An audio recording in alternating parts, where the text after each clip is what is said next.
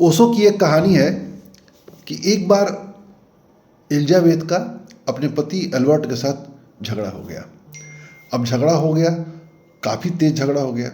Albert ने कुछ नहीं बोला। एल्बर्ट क्या किए कि चुपचाप वहाँ से उठ के चल दिए। एलिजाबेथ गुस्से में थी और गुस्से में उनके पीछे पीछे चलती। एल्बर्ट क्या किए, जा करके कमरे में अपने आप को बंद कर लिए। बाहर से एलिजाबेथ चिल्ला रही है, दरवाज़ा खोलो, दरवाज़ा खोलो, दरवाज़ा खोलो। कोई आवाज़ नहीं आ रही है। कुछ देर बाद फिर अंदर से पूछा जाता है। एल्बर्ट ने पूछा, कौन?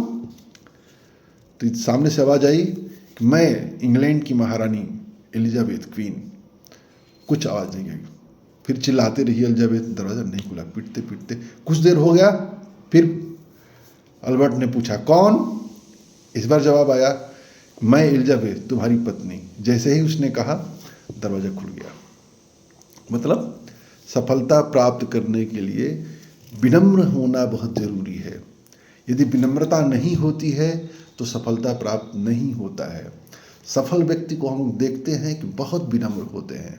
बहुत एक कहावत है ना, विद्या ददाति विनयम।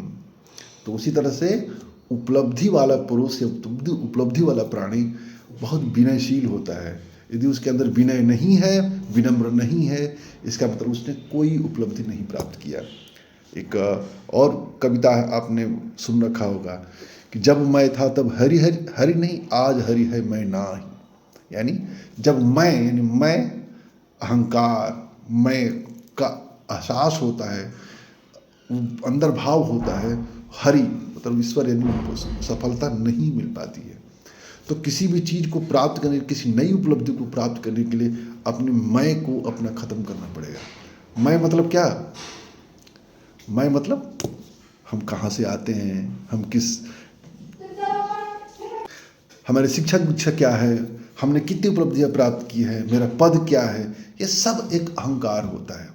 यदि कुछ नई चीज़ें प्राप्त करना पड़ेगा ना, तो इसको ख़त्म करना पड़ेगा। यानी इस दिमाग में ये सब चीज़ें भरा रहेगा तो नई चीज़ हम नहीं प्राप्त कर पाएंगे। नई चीज़ प्राप्त करने के लिए पहले इसको खाली करना पड़ेगा। यानी अपने अहंकार को ख़त्म करना पड़ेगा।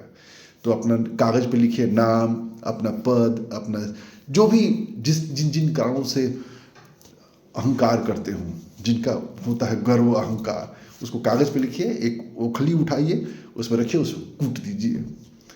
मतलब उसमें बिल्कुल अपने नाम, अपने उससे अहंकार को बिल्कुल ख़त्म कर दीजिए। जब ख़त्म कर देंगे तब कहीं जा कर के कुछ उपलब्धि मिलेगी। वहाँ शून्य होंगे, वहाँ पर एक जगह बनेगा, फिर कुछ नई उपलब्धियाँ प्राप्त होंगी। तब एक बेहतरीन खूबसूरत व्यक्तित्व के स्वामी होंगे। तो जय हिंद, जय भारत।